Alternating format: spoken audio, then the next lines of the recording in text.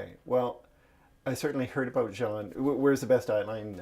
Yeah, just Louis have conversation. I'm Okay. wired anyways. And so Um, I certainly heard about Jean before I ever met him. I was probably in second or third year film school at the University of Regina, and I think it was probably Terry Marner, who was head of the department at that time, uh, told us that there was this man called Jean Oser coming to Regina and gave us a bit of his history, that Jean had started out in Germany in the 1920s and had been an editor and had moved to France and the US, and he sounded like a really interesting figure, and I think in my early 20s I was really fascinated by Germany. I'd spent a bit of time there as a young man and was really into the German expressionist painters, and had read some novels like Berlin Alexanderplatz, and I really kind of had a fascination with like pre-Nazi Germany.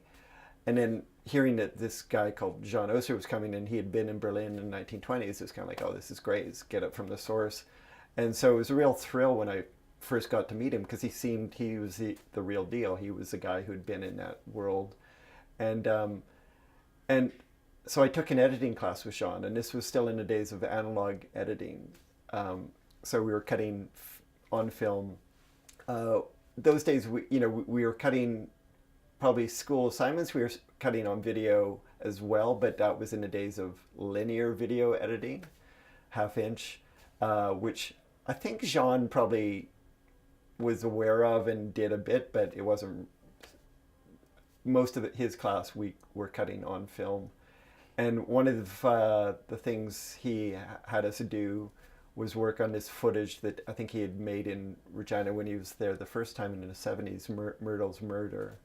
And so we worked with that footage, and then I think we also, there was a bunch of old NFB films there that we would recut. And I think the thing about Jean was would only ever understand maybe half of what he said, just in terms of language. I didn't know what words he had actually said. So he didn't communicate so much information as enthusiasm. And that's the thing I took away from Jean more than anything, was just this man loved film, and he communicated how much he loved film, and he made me wonder, and I think lots of people wonder, did I love film enough? Because nobody loved film more than Jean Oser. Nobody I've met loved film more than Jean Oser. He would get as excited about a terrible student film as he would about a masterpiece by Renoir or something. He had no kind of division of this is a serious film, or this is a film made by a real filmmaker and you're just like some jerk from Saskatchewan. He took everything seriously. And it's something I try and remember, and I don't remember as much as I want to, but I'm teaching film now, and I'm aware that I don't love film as much as Jean did, and I don't communicate how much I love film as much as Jean did to the people he worked with. And I think that's one of the reasons why we remember Jean, is that he gave you his enthusiasm. And I don't even know if he was generous or kind. I don't think he was unkind or ungenerous, but what I mainly remember him giving you, without him probably consciously thinking, I'm giving you a gift, is how much he loved films. And that film was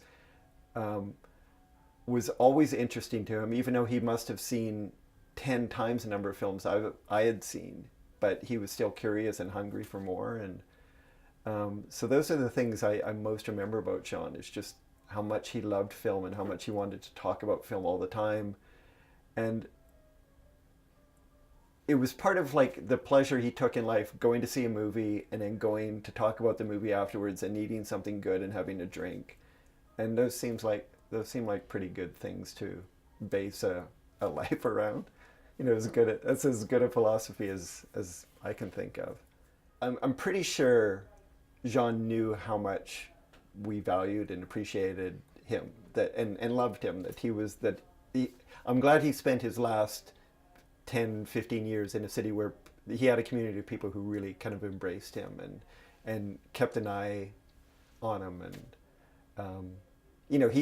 And several of us who were taught by Jean in the 80s are now teaching at the university in 2017, and Jean's name is on one of the awards at the university, and we have a big photo of him in and so the new students, they hear his name and it might take a while before they understand who this guy is, but at some point they realize, as implausible as it is, somehow this the film community in Regina has this connection to somebody who was part of the film community in Berlin in the 1920s, which was, a really dynamic and influential community. And I always think that gives us roots that are far beyond, the 40 years that the film pool's been around, that our roots go, through Jean, we're rooted deep in film history. And I think we all have a bit of pride in that. And I think Jean,